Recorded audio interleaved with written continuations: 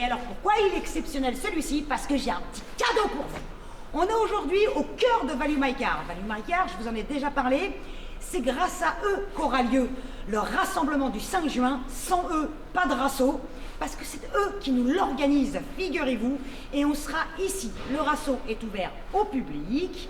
Et toutes les voitures de GCI Takes depuis le 2 janvier 2020, donc presque une centaine de bagnoles, elles seront toutes exposées. Ça va être grandiose. Et en plus, c'est donc ouvert au public. Donc vous pouvez venir en famille, avec tout le monde. Bref, venez nous voir, on va bien rigoler. Mon petit cadeau, c'est un bon de réduction chez Value My Car.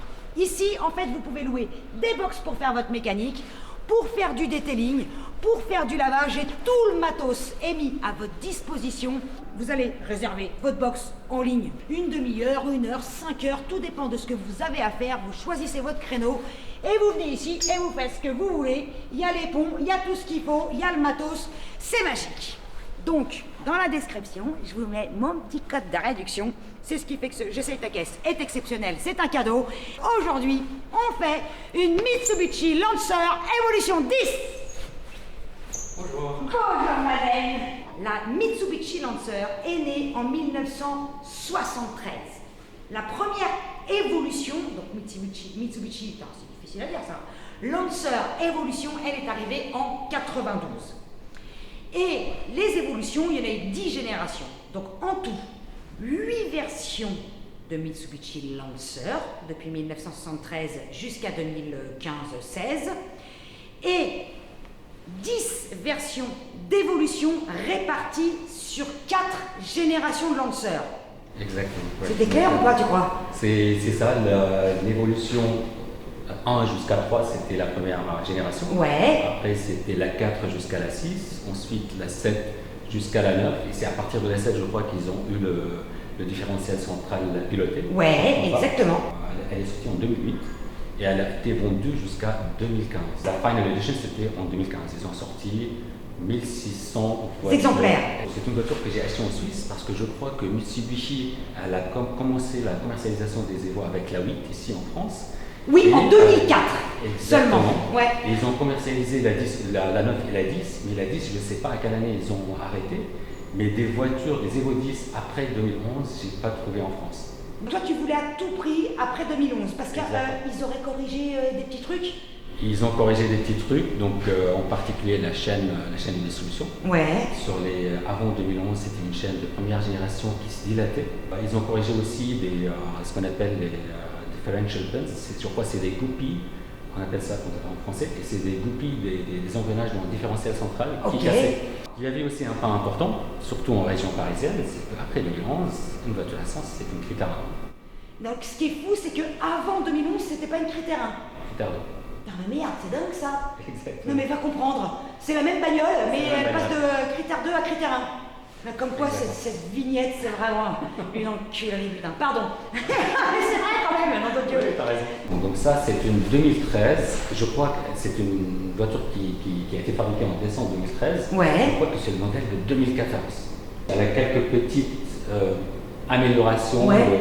Le tableau de bord qui est en couleur, les phares à l'arrière qui sont transparents avec un fond noir. Souvent, pour liquider le stock des voitures qui vous restent sur les bras et qui ne sont pas vendues, c'est con, mais c'est comme ça que ça fonctionne, on va faire tout un tas de séries limitées.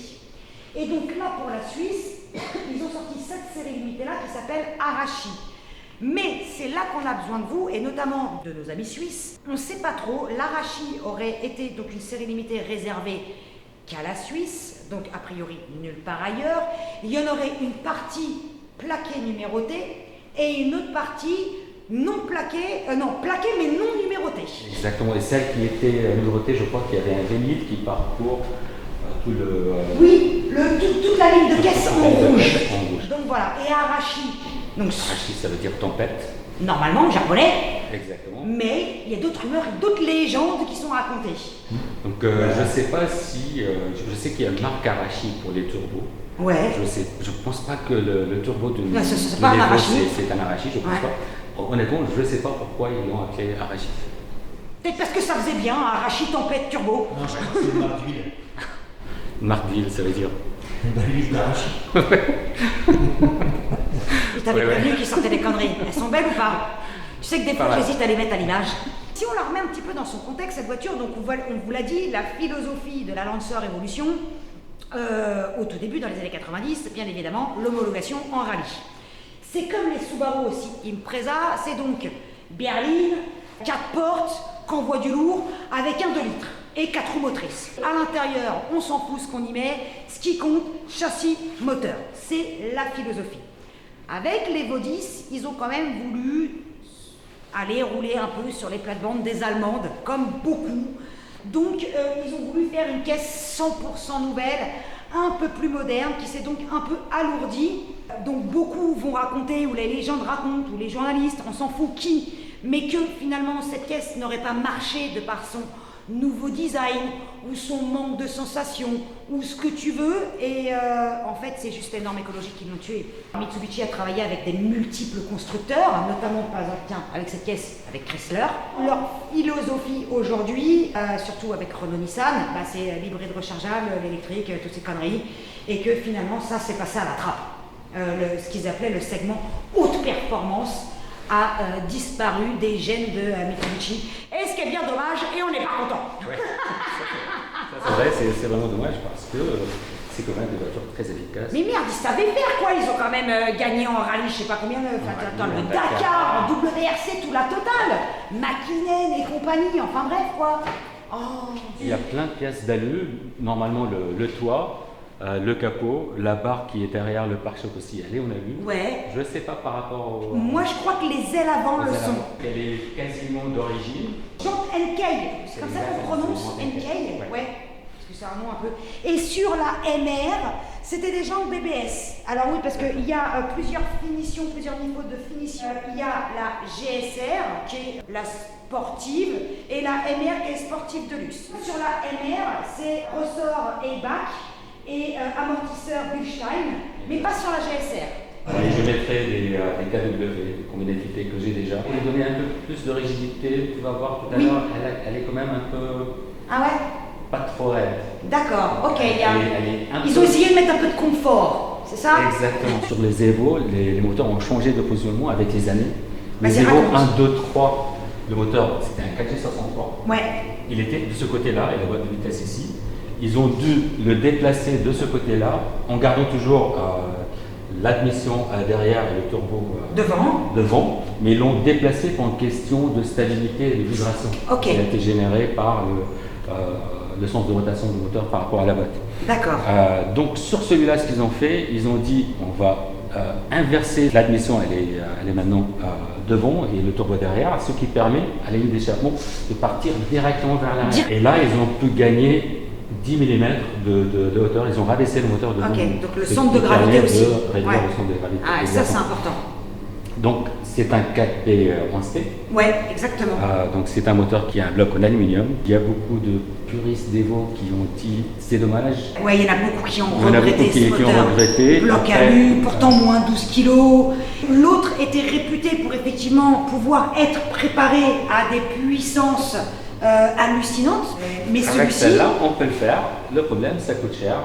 Un peu plus cher que l'autre parce qu'il faut chemiser le bloc. Aux États-Unis, il y a beaucoup qui poussent ce moteur à 1200 chevaux. 1200 chevaux, c'est des chiffres qui ne choquent pas sur les Evo.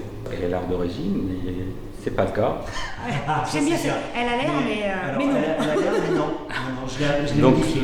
le moteur il a été refait, tout le bas moteur il est forgé, c'est des pistons et des BL HKS. Et elle a 2 cartographies en 98 pour l'instant, à 330, une cartographie qui est vraiment très linéaire, rouler tranquillement. Et une autre carto à 401 chevaux et je crois 500 Nm de couple. Ok. Carto méchante. T'as un petit bouton magique à l'intérieur qu'on tourne ou Normalement sur les Evo 10 c'est avec le régulateur de vitesse. On appuie. Sur le régulateur. Sur le régulateur et là. Et là, t'as 400 chevaux. la carte. Je trouve l'idée juste géniale. Chérie, je mets le régulateur. Hein. Puis, elle a une ligne d'échappement après catalyseur. C'est une ligne Apexi RS Evolution qui est homologuée en plus. C'est obligatoire. Une Evo, c'est comme une Preza. Il te faut un béquet. L'une des choses aussi qui a été modifiée, c'est la pompe AYC AWC. D'accord, donc du différentiel. AWD, pardon. Ouais. C'est une pompe qui contrôle les différentiels centrales et le différentiel arrière. Ok, torselle. Et Mitsubishi a fait une connerie. Ah. Dans la conception de cette pompe, ils ont fabriqué cette pompe avec des matériaux qui ne sont pas très compatibles par rapport à la corrosion galvanique. Et Quoi, ça rouille? La deuxième, oui, ça roule en présence de l'humidité. La deuxième connerie, ils l'ont mis derrière la roue arrière, côté Tu veux droit, dire dans le pare-choc. Là, il l'avait mise là, Elle doit être ici. D'accord. Donc là où ça prend la flotte en permanence, Exactement. mais ils mettent des matériaux qui rouillent.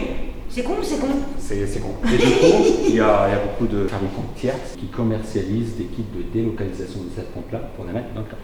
Elle est à l'intérieur de ce boîtier-là. Putain, il y a même la moquette. Non, mais parce que le mec, il pourrait faire un kit avec une couverture en plastique. Ouais. Le logo à l'origine est chromé. Ouais. Toi, t'as mis le petit vinyle noir. Et donc, sur la GSR... Cette pièce-là, sur la GSR, elle est noire, hein, c'est comme ça. Ouais. Sur la mer, elle est chromée. Et sur la MR, là, c'est chromé. D'ailleurs, sur la mer, toutes les ouvertures sont de la couleur de la carrosserie. Sur les GSR, c'est des ouvertures noires. Les ouvertures ici, les ouvertures là. D'accord. C'est quoi ça? C'est un petit cadeau. C'est un cadeau unique. Toujours Jessica qui a des cadeaux. Non. Il y en a deux. Non, il y en Ah, a voilà. pour moi. Mazen est quelqu'un de très bien élevé. Il y en a voilà. Ça, c'est gentil. deux. Ouh. Alors déjà... Oh merde! Regarde! Ah, ça, c'est beau, ça. La classe! Ah non, ça, je ne l'avais pas. Ah, c'est bien. Il va falloir faire Ça fait attention. plaisir. Trop gentil, Mazen! Elle est vraiment full stop. C'est ce qui me fait plaisir, Mazen, Ouais, c'est que t'as la boîte méca. exactement. T'as pas cette fameuse boîte à double embrayage. Je l'ai déjà conduit avec la boîte d'ouvrage. Elle Alors est vraiment très rapide, elle est très efficace. Le problème de cette boîte-là, c'est que Mitsubishi préconise de l'entretenir avec des intervalles qui sont trop longs. Il ne faut pas le faire. Il faut vraiment le faire vraiment beaucoup plus souvent. Bah Très écoute, efficace. j'en ai vu du bien aussi, surtout quand on la met en mode hyper sport, parce qu'elle a trois modes, normal, sport, hyper sport, et a priori elle Parce est que hyper c'est les efficace. pressions, les pressions d'huile qui permettent d'enclencher les embrayages qui Ouais. sont beaucoup plus importantes en super sport. Et c'est ce qu'il lui faut. Ok. Du coup, aujourd'hui, avec les cartos qu'on peut faire, on peut appliquer cette pression dans les autres modes. D'accord. Et on supprime vraiment cette faiblesse. Mais toi, pour autant, t'as quand même choisi la boîte méca. C'était un choix ou c'était parce que t'as trouvé ce modèle-là? Non, c'était un choix pour moi. J'ai voulu vraiment une GSR avec une boîte mécanique, que ce soit pour l'esthétique Ouais. ou pour la boîte mécanique. Ah oui, parce que la boîte à double embrayage n'était dispo que sur la MR. La MR. Ces sièges paquets sont extraordinaires. Franchement, Oh, putain. ils sont très confortables. Comment on est bien Ils dedans? me tiennent très bien. Le Mitsubishi s'est concentré sur le moteur et sur la transmission. Et c'est tout. L'intérieur, c'est l'intérieur d'un lanceur normal, je crois, à l'exception du volant. Ouais. Le pommeau de vitesse peut-être et le frein en main. Mais le reste. Et peut-être le bouton pour le Et différentiel? le bouton pour le différentiel. Et c'est tout. Parce que c'est vrai qu'il y a écrit évolution nulle part. Il y a écrit évolution Arachila, t'as quand même la petite plaque. C'est les leur- pédales aussi. Ah oui, peut-être le pédalier avec, en alu avec les petits bouts en caoutchouc. Ouais, peut-être que sur une normale, elles sont quand même 100% caoutchouc. Ouais. Faut pas déconner non plus. Quand même. La boîte, elle supporte le couple, t'as pas fait de modification? Elle supporte le couple, l'embrayage il a été changé récemment. D'accord, mais renforcé, plus costaud ou pas? Il est plus costaud, c'est un embrayage ACT HDSS avec le volant moteur. C'était fait chez GL Racing. GL Racing, encore Ludo. On va rouler? Allez, C'est parti, mon kiki, comme on dit. T'es prêt? Putain.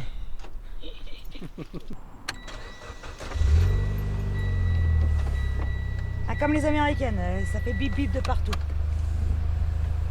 Tu me l'as mis en 300, on commence en douceur, hein? là c'est en 400. Si tu veux en 300, Ah oui, on commence en douceur, Mazen. c'est comme tu veux. Donc, Bah là, non, le je- mode 1. Tac. Quand Crescendo. même. Voilà, crescendo. Attends, elle est pas habituée à conduire des voitures puissantes, hein. Mets-la en 300. Tu peux pas la mettre en 200 même. Prends pas de risque. Mazen. Ok, allez, on va voir. T'es chier, toi. Non, elle est vraiment très rassurante. Oui, voilà. C'est aussi pour ça qu'on les aime, c'est que ces voitures sont rassurantes. Tu parlais de la voiture, hein, excuse-moi. T'as Je me suis dit, fini, merde, elle est toi. rassurante, Putain, on va le laisser sur le bas-côté de la route. comme d'hab. T'aimes ça.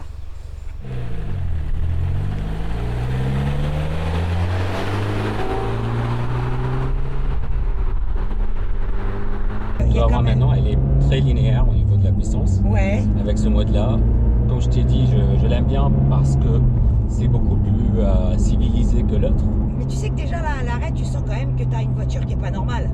C'est dû à la transmission. Ouais. Franchement, la transmission, c'est une transmission. Elle est pas réglable. Si, alors qu'est-ce que Elle tu est peux faire réglable. avec le bouton? On peut juste régler le mode tarmac, snow et gravel pour la terre.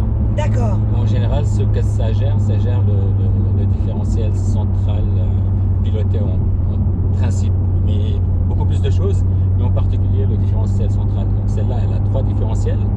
Celui à l'avant, c'est un différentiel glissement limité, Oui. thermomécanique. Ouais. Celui du milieu, c'est un active central differential. Donc Ouais. il est actif, il est piloté par la pompe qu'on a vue tout à l'heure. Ouais, la Et fameuse pompe qui celui de rouille. derrière, Ouais. c'est le différentiel qui est aussi contrôlé par la même pompe, et c'est le AYC. D'accord.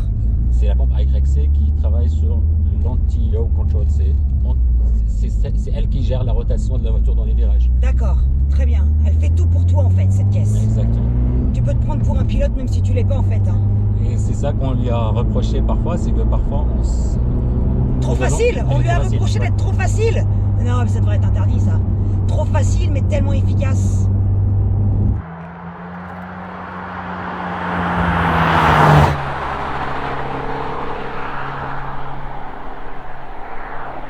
J'avais oublié que la direction, alors, était aussi très directe.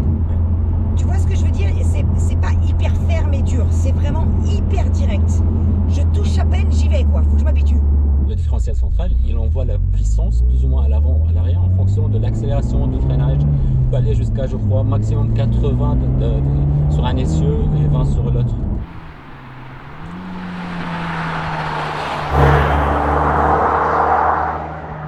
La commande de boîte est top aussi, là, j'aime bien, tu sais, ça fait limite short shift, c'est super court.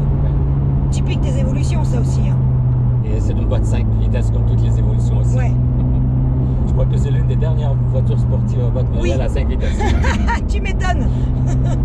C'est vrai qu'ils auraient pu mettre une boîte 6 après tout, parce que tout le monde le faisait. Ils l'ont fait sur la 9. Et sur la boîte à double embrayage, il y a combien de rapports, tu sais? 6.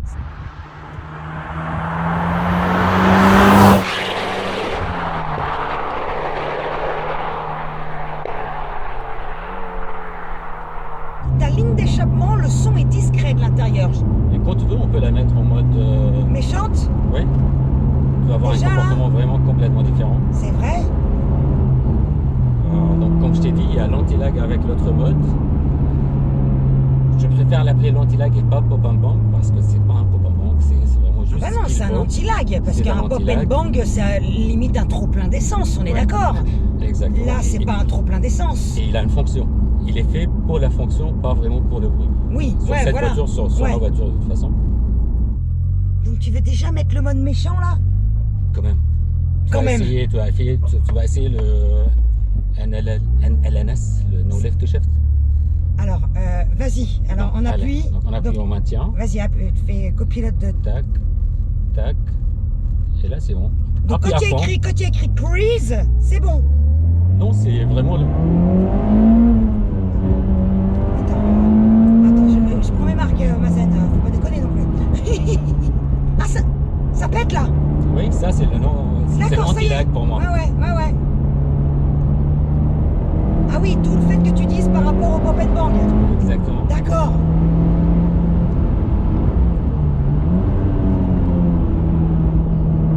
Donc ça intervient avec juste ce qu'il faut pour envoyer un peu d'essence qui est brûlée avec un retard pour maintenir la rotation du tourment, pour maintenir la pression. J'ai bien compris.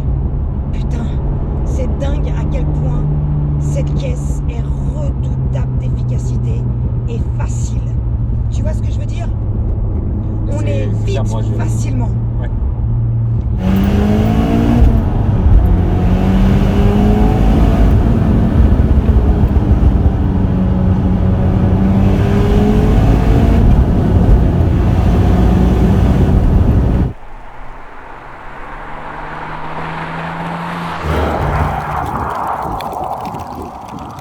Et à 3005, ce moteur est différent.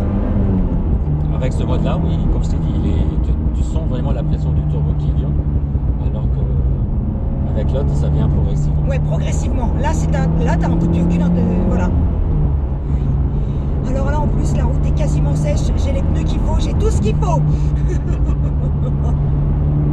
Et les freins sont top. Donc au niveau performance, les freins pour la version GSR et MR, c'est les mêmes performances. Ouais, c'est pareil. Hein.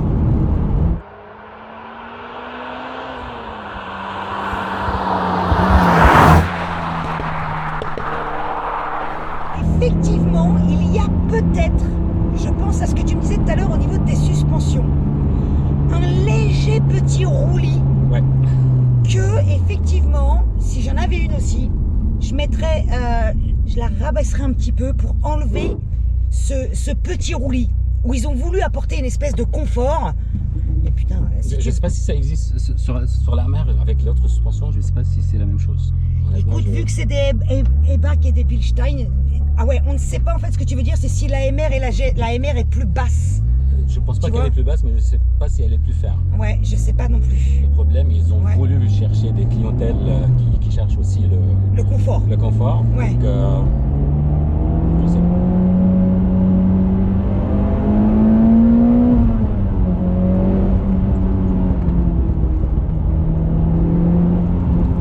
Tu sens que ça tire et que ça pousse, tu sens le différentiel travailler.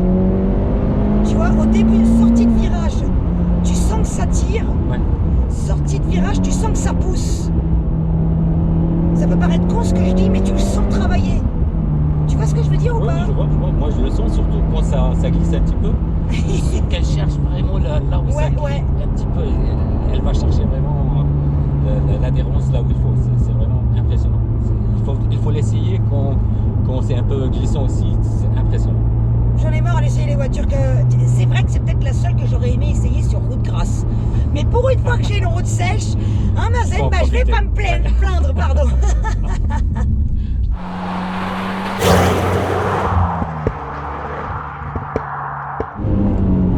Qu'est-ce qu'on doit se faire chier avec 295 chevaux? C'est tellement bon à 400. C'est ce qu'il fallait que le Mitsubishi fasse. Bah oui. Et surtout que Rally Art l'a fait. Bah oui, non mais nom de Dieu, à vouloir trop être poli là, les Japonais ils sont polis, les gentlemen agrément ils sont polis.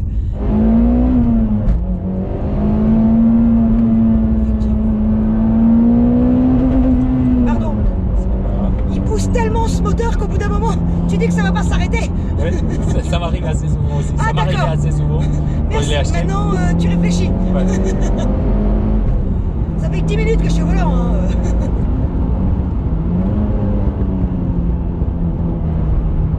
Quelle facilité, putain.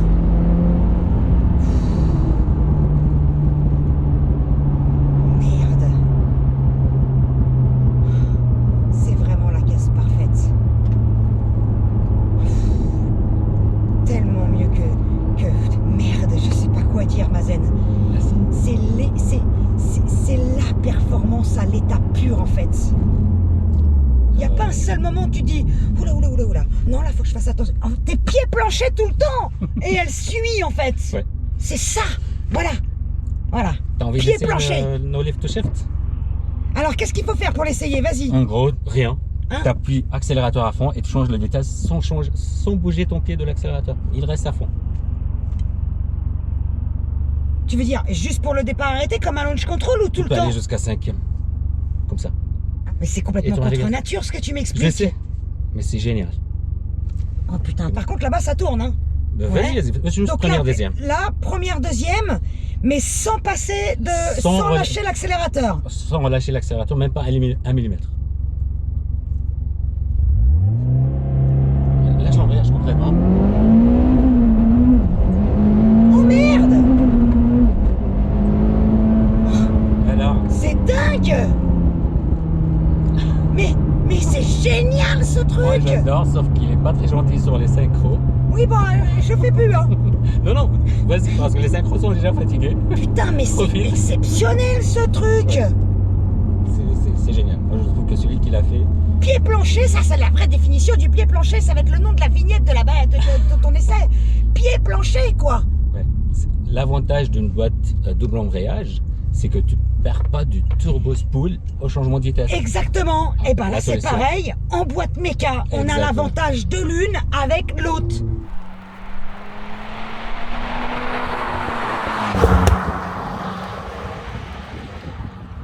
Ça faisait longtemps que j'avais pas roulé comme ça. Mazen, merci, ça fait du bien. Je t'en prie, ça me fait plaisir. Merci. Waouh, ça y est, j'ai les petits frissons dans le dos là, machin. Je te file le volant de ton jouet. Oh, c'est bon, putain.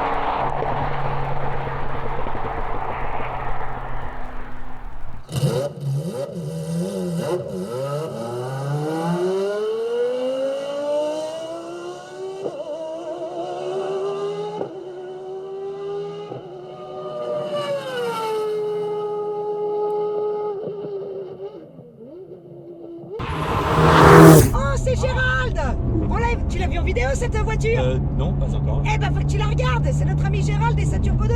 Ok. Plaisir.